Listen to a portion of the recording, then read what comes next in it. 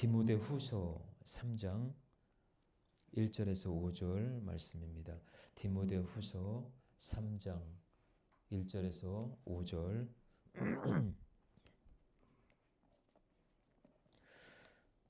자, 우리 한 목소리로 같이 합독합니다. 시작.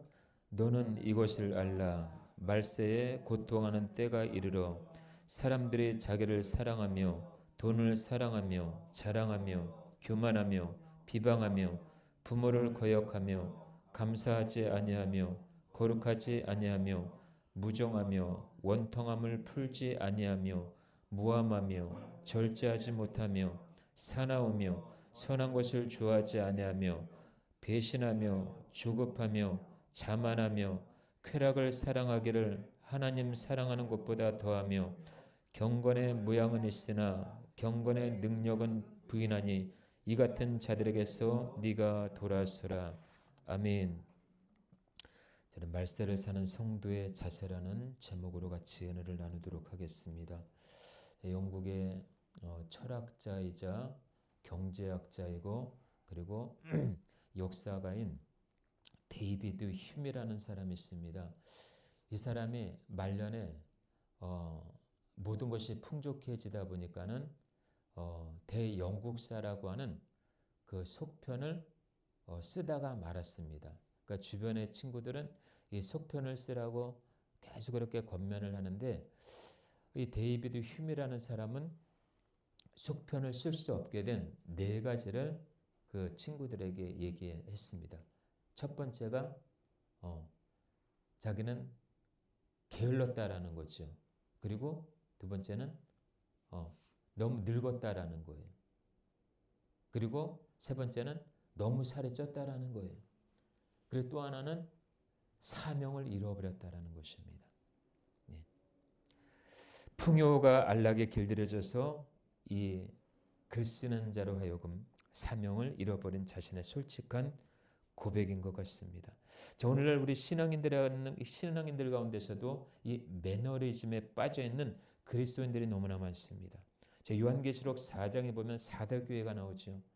사도교회 뭐라고 그럽니까? 사도교회를 통해서 성령님이 말씀하시죠. 살았다 하는 이름은 가졌으나 죽은 자로다. 오늘날 우리에게 주시는 말씀이 아닌가 싶습니다.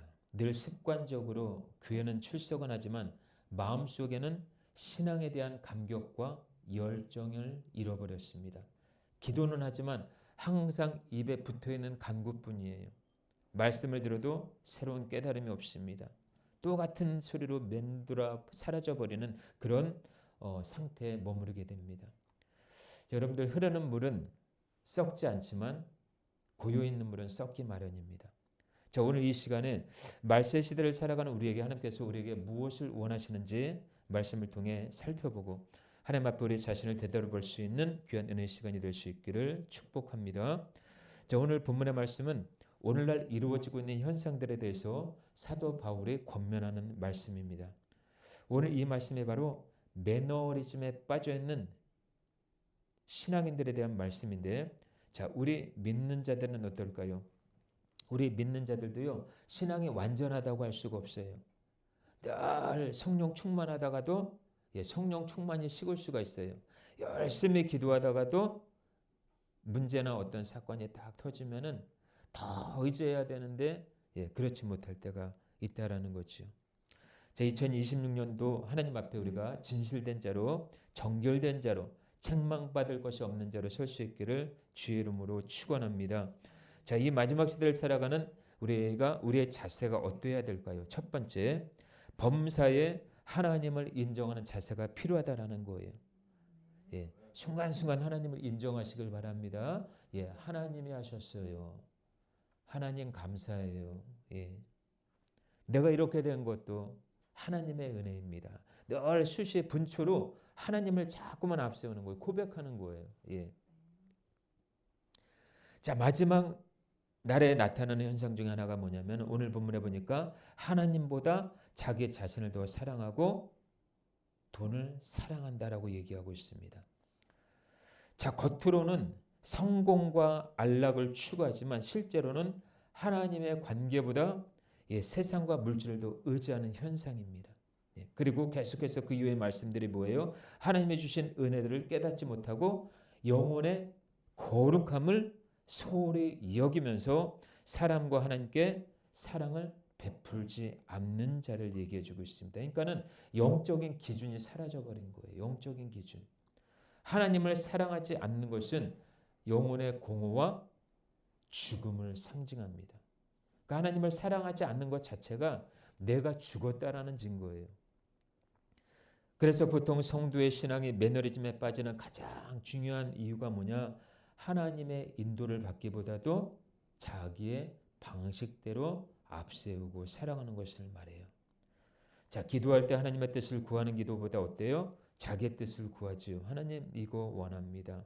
하나님의 뜻은 정작 여기에 있는데 하나님의 뜻은 구하지 않고 정말 내 뜻대로 구하는 거예요.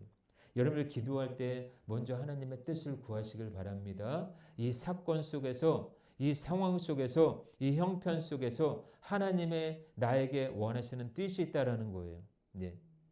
그러니까 내가 원하는 것도 중요해요. 예. 기도하지 않는 것보단 낫겠죠. 하지만 어떤 상황 속에서, 형편 속에서 내가 기도할 때 반드시 거기에 그 상황에 맞게, 형편에 맞게 나를 향하신 하나님의 뜻이 반드시 있다라는 거예요. 주님, 이 상황에서 주님 무엇을 말씀하십니까? 하나님 말씀해 주세요. 하나님의 뜻을 구하는 거예요.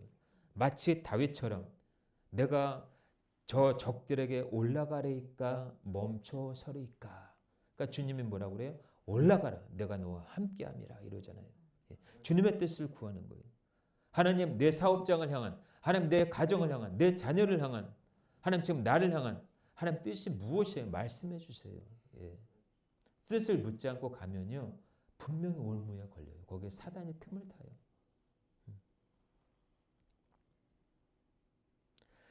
내 생각과 뜻대로 행동하고 결정하니까 스스로 실패합니다. 그럼에도 불구하고 우리 안에 있는 마음의 보좌에 계신 예수님을 밀어냅니다. 예.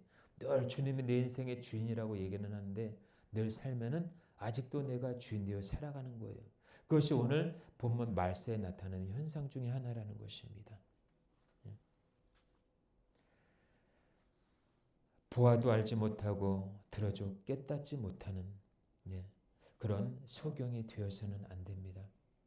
먼저 우리는 마태복음 6장 33절의 말씀처럼 하나님의 나라와 그의 의를 구하는 자가 되어야 될 줄로 믿습니다. 예. 자, 우리 자신을 늘 돌아봐야 돼요. 늘 우리 자신을 돌아보면서 늘 자문해 봐야 합니다. 정말 내가 주님 앞에 내려놔야 될 부분이 무엇인지, 그리고 늘 내 안에서 말씀하시는 성령의 음성이 무엇인지, 내 생각이 하나님의 음성으로 착각하고 행동할 때가 너무나 많다라는 거예요. 예. 그래서 이 복음이라고 하는 것은 우리 안에 더러운 것들과 세상에 거룩하지 않는 것들을 다 거부합니다. 그래서 우리는 하나님을 인정하는 신앙, 성령 충만한 삶을 하나님이 원하신다라는 거예요. 자, 우리 인간은 세상에 길들여진 존재예요. 태어날 때부터 세상에 길들여진 존재이다 보니까 복음을 쉽사리 받아들이기가 힘들어요. 복음대로 살기가 힘들어요. 예. 왜요? 세상에 길들여져 왔기 때문에. 그래서 우리는 먼저 하나님의 사랑을 사모할 수 있기를 바랍니다. 하나님의 사랑을 하나님께서 알게 해주실 거예요. 그 사랑이 우리를 새롭게 하실 것입니다. 그 사랑이 우리의 인생을 복되게 하실 것입니다. 할렐루야. 예. 두 번째로요. 말세를 살아가는 우리의 자세는 어때야 되는지. 두 번째는 매너리즘 신앙을 경계해야 된다는 거예요. 다시 말해서 형식적인 종교 생활을 조심하라는 거예요. 예. 우리는 종교 생활하면 안 돼요. 예. 이 종교 생활은 마치 사두개인이나 바리새인과 같이 회칠한 무덤같이 죽은 자와 같아요. 형식적인 종교 생활은 능력이 없습니다. 열매도 없어요. 주님은 이것을 원하지 않는다라는 거예요. 우리를 사랑하시지만 그냥 그 자리에 있기를 원치 않으셔요. 계속해서 신의 성품에 참여자가 되기를 원하고 그리스도의 장성한 분량에 이르기를 주님은 원하신다라는 거예요. 예.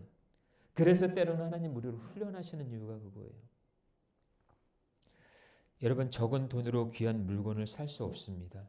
예. 만약 산다면 그것은 가짜겠지요. 예. 그런 아니면은 도적질한 물건일 것입니다. 마찬가지로 신앙이라는 것도 그래요. 하나님 앞에 지극히 귀한 보석과도 같은 것이 우리의 신앙입니다. 자, 그런데 이것을 위선이라는 헐값으로 산다면 분명히 잘못된 것이겠죠. 그래서 예수님의 죽음은 결코 싼 죽음이 아니라는 거예요. 예수님의 죽음은 자신의 생명까지도 불사한 죽음이에요. 그래서 이 위선은 뭐냐? 바로 이 구원의 값을 등한히 여기는 거예요. 자기를 사신 줄을 부인하는 행위입니다. 우리 한번 성경 구절 한번 찾아보겠습니다. PPT 한번 띄워주세요. 히브리서 2장 1절에서 4절. 히브리서 2장 1절에서 4절 한번 읽어보겠습니다. 시작. 그러므로 우리는 들은 것에 자 히브리서 2장 1절에서 4절.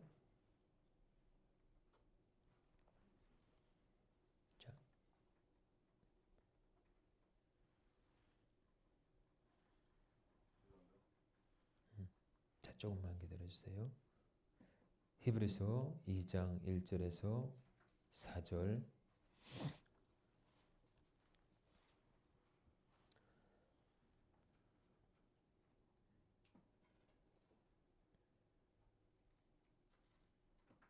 자, 히브리서 2장 1절에서 4절 같이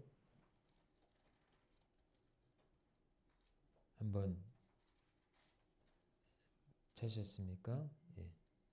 히브리서 2장 1절에서 4절. 자, 시작. 그러므로 우리는 들은 것에 더욱 유념함으로 우리가 흘러 떠내려가지 않도록 함이 마땅하니라. 천사들을 통하여 하신 말씀에 견고하게 되어 모든 범죄함과 순종하지 아니함이 공정한 부흥을 받았거든. 우리가 이같이 큰 구원을 등한히 여기면 어찌 그 부흥을 피하리요.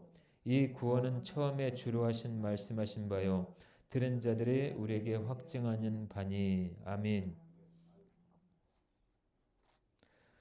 자, 구원을 가볍게 여기지 말고 더욱 주를 위해 충성하고 주를 위해 살아야 한다라는 말씀입니다. 자, 복음이 누구에게는 귀한 것으로 여겨지는 반면에요, 누구에게는 헐값으로 보여진다라는 거예요. 복음의 능력을 경험한 자는요, 자기의 것을 자기의 것으로 여기지 않습니다. 모든 것을 그리스도를 위하여 배설물로 여깁니다. 마치 사도 바울처럼. 그래서 오늘 본문에도 경건의 모양과 경건의 능력을 모두 갖춘 자를 주님이 원하신다라는 거예요. 십자가의 죽음을 경험한 자만이 이 비밀을 알 수 있는 줄로 믿습니다. 자, 여러분, 우리 자신이 십자가에 죽지 않으면 매너리즘 신앙에 빠질 수밖에 없어요. 우리 자신이 십자가에 온전히 죽지 아니하면은 우리는 그냥 겉핥기식, 교회만 왔다 갔다 하는 종교 생활에 머무를 수밖에 없습니다. 종교 생활에는 능력이 없어요. 마귀와 싸워 이길 수가 없습니다. 돈으로도 환산할 수 없는 이 복음의 가치를 세상 그 어떤 것과 비교할 수 있겠습니까? 아직도 세상 그 무엇을 구하고 있습니까? 세상 그 어떤 유익을 위하여 쫓아가고 있습니까? 세상 사람들로 하여금 너는 하나님으로부터 복받은 자라는 소리를 들어야 될 줄로 믿습니다. 끼어지는 아픔과 어려움 가운데서도 예수를 부인하지 않는 신앙이야말로 이 시대를 살아가는 우리의 사명인 줄로 믿습니다. 자, 믿지 않는 자들은 먹고 사는 일에 사명을 걸지만 우리는 믿는 일에 사명을 거는 줄로 믿습니다. 사명 따라 살아갈 때 주님이 공급하시는 은혜가 있을 거예요. 자, 하나님은 여러 문제들을 통해서 우리가 부서지고 깨어지고 낮아져서 존귀한 자로 세워 가시는 것을 보게 됩니다. 그래서 하나님은 때때로 우리의 위선적인 신앙을 깨트리기 위해서 다양한 방법들을 사용하십니다. 아브라함이 그랬고 요셉이 그랬고 다윗이 그랬고 바울이 그랬습니다. 이들은 하나같이 다 매너리즘 신앙을 가지고 있었다는 거예요. 예. 그래서 하나님은 이 방식대로 하나님의 방식대로 이들을 깨트리는 훈련을 시작하셨어요. 자, 아브라함에게는 광야라는 훈련이 있었습니다. 이 훈련을 통해서 믿음이 성장할 수 있었고 하나님 앞에 순종할 수 있었어요. 그리고 인내를 베풀 수 있었고 시험을 극복할 수가 있었습니다. 하나님의 친밀함이 더해졌고 지도자로서 하나님의 약속을 경험하며 이어갈 수 있었습니다. 요셉은 어땠습니까? 형들로부터 버림을 받았죠. 보디발의 그 아내의 유혹에 또한 거짓된 그 행동에 억울한 누명을 써서 감옥에 갇혀야만 됐습니다. 다윗은 하나밖에 없는 아들 압살롬에게 쫓기는 그런 신세를 져야만 했고 믿고 따랐던 가까운 신하들로부터 저주의 말을 들어야만 했습니다. 바울은 어떻습니까? 로마 감옥에 갇혀야만 했고 그가 복음을 부름받기 전에 혼자 있는 경험을 혼자서 아무것도 해야만 하는 그런 외로움과 시달림을 통해서 하나님을 경외함을 배웠어요. 우리 예수님은 위선으로 가득 찬 바리새인과 사두개인들 뿐만 아니라 믿고 따르던 제자들로부터 배신과 버려움을 당해야만 했습니다. 여러분, 복음을 모르는 사람은요, 이 사실 앞에 끼어지는 경험이 없어요. 복음을 모르는데 무슨 끼어짐이 있겠습니까? 하나님 우리 인간의 도사리고 있는 이 마음의 위선을 깨트리기 위해서 복음의 진정 가치 되시는 예수 그리스도를 이 땅에 보내주신 줄로 믿습니다. 그래서 우리가 정말 예수님과의 깊은 만남이 있을 때 우리 안에 부정적인 것들과 이게 갈등이 일어나요. 갈등이. 예. 예수 그리스도와 하나가 되면 우리 안에 위선적인 독소는 없어질 것이라 믿습니다. 그래서 하나가 되는 것이 어려운 거예요. 주님과 하나가 되는 것이 어려운 거예요. 우리는 주님 앞에 죽어야 될 줄로 믿습니다. 주님 앞에 깨져야 될 줄로 믿어요. 주님 앞에 나의 모든 것들을 내려놓아야 합니다. 이것이 주님을 진정 사랑하는 행위예요. 여러분, 세상 권세 우리에게 주어진 들 무슨 소용이 있겠습니까? 한 줌의 흙으로 돌아갈 인생이 천하를 소유한들 무슨 소용이 있겠어요? 복음의 가치를 아는 사람은 마태복음 6장 33절의 말씀처럼 그 나라와 그 의를 구하며 살아갈 수밖에 없습니다. 그런 사람에게는 부족함이 없습니다. 여러분, 복음 위에 살아갈 수 있길 바랍니다. 복음 위에 울 수 있길 바랍니다. 복음 위에 웃고 복음 때문에 여러분의 인생이 더욱 행복해졌으면 좋겠어요. 왜요? 복음은 살아있기 때문에. 그 복음은 예수 그리스도입니다. 예수 그리스도만이 행복의 시작이에요. 사회 근방에 가보면요, 보기에 아름다운 나무 열매가 있습니다. 예, 그것들을 사람들이 탐내서 그것을 쪼개요. 예, 쪼개보면은 귀한 것이 들어있는 줄 알았는데 쪼개다 보니까 악취가 난다고 합니다. 악취. 예. 보기에는 그럴듯한데 속에는 아주 썩어서 고약한 냄새가 난다고 해요. 우리의 신앙도 마찬가지입니다. 매너리즘 신앙은 우리의 삶과 신앙에 독한 악취를 풍긴다라는 거예요. 예. 자, 매너리즘 신앙은 하나님의 말씀을 그대로 준수하기보다도 인간의 전통과 관습을 준수하는 것에 한층 더 열심을 내지요.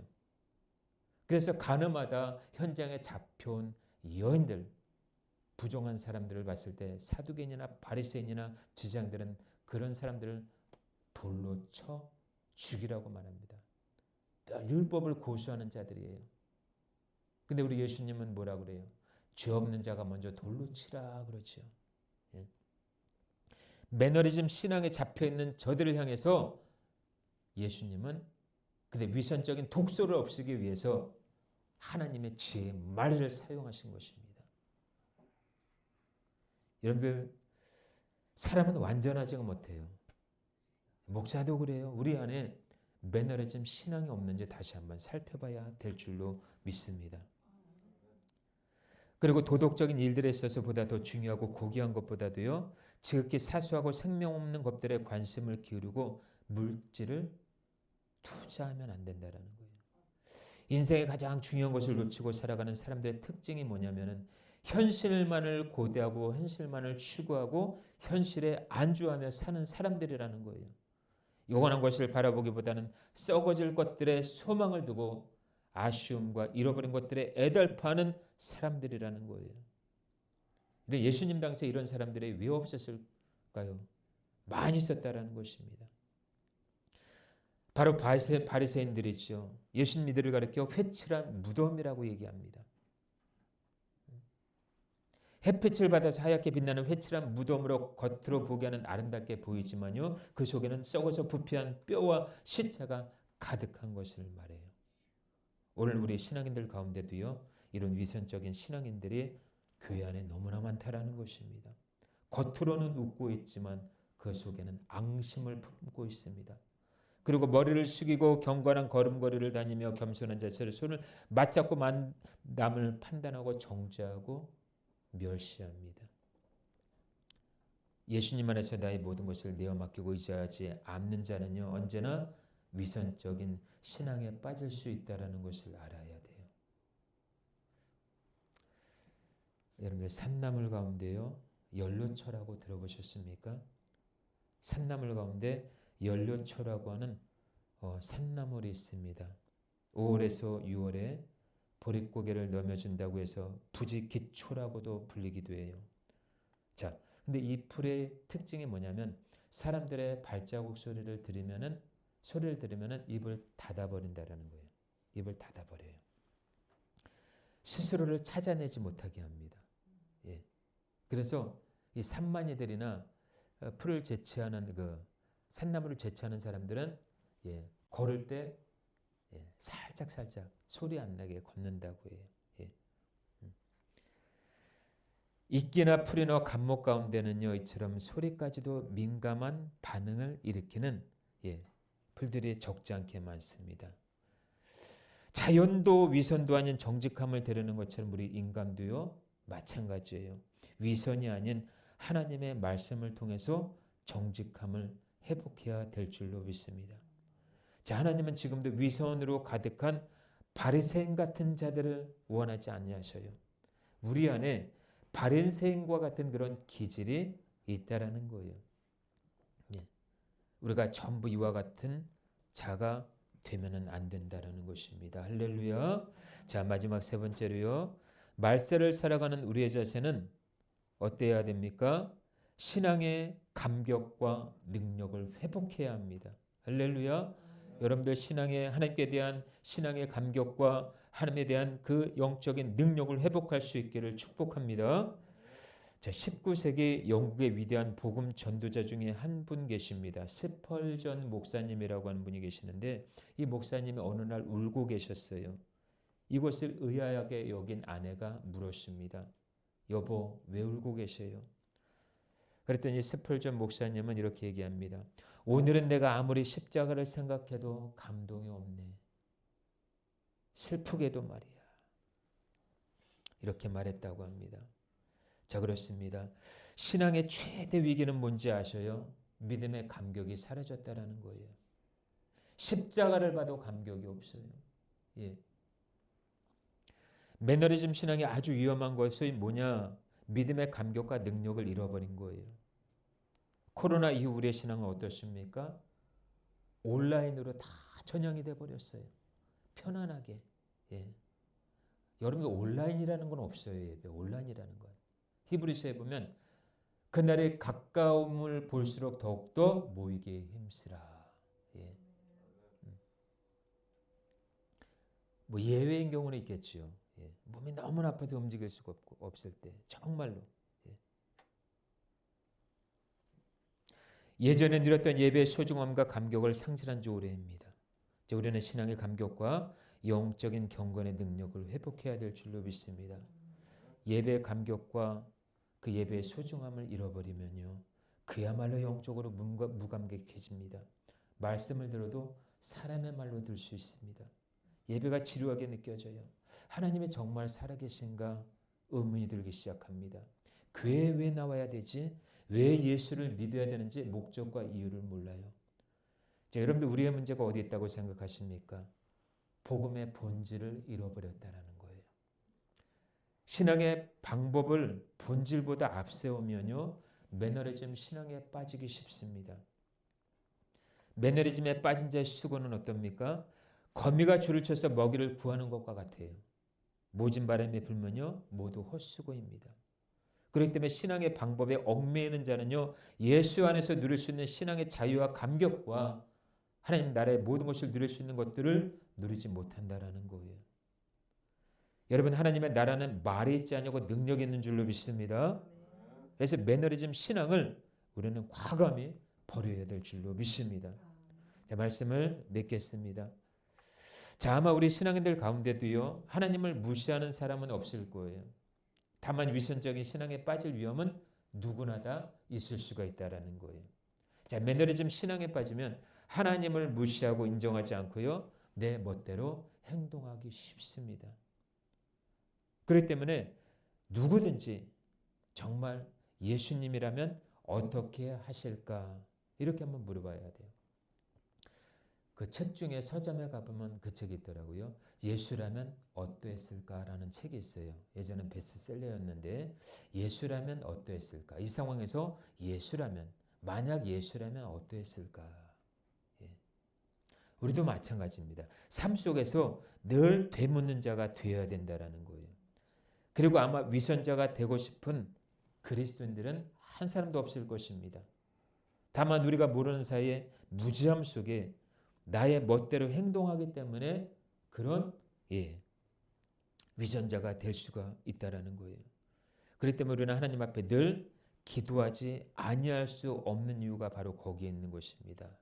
자, 따라서 한번 해볼까요? 주여, 내 생각과 판단이 앞서지 않게 하시고 늘 성령의 인도를 받는 내가 되게 하옵소서. 아멘. 예. 자, 여러분들, 우리는 날마다 그리스도와 먹고 더불어 마시는 것을 게을리해서는 안 될 줄로 믿습니다. 여러분, 그리스도와 함께 먹고 마신다라는 것이 무슨 뜻일까요? 날마다 하나님의 말씀을 주야로 묵상하며 기도하기를 게을리하지 않는 거예요. 말씀 보고 기도하는 가운데 성령의 음성을 듣고 우리 자신을 새 속에서 늘 경건하게 지켜가는 것입니다.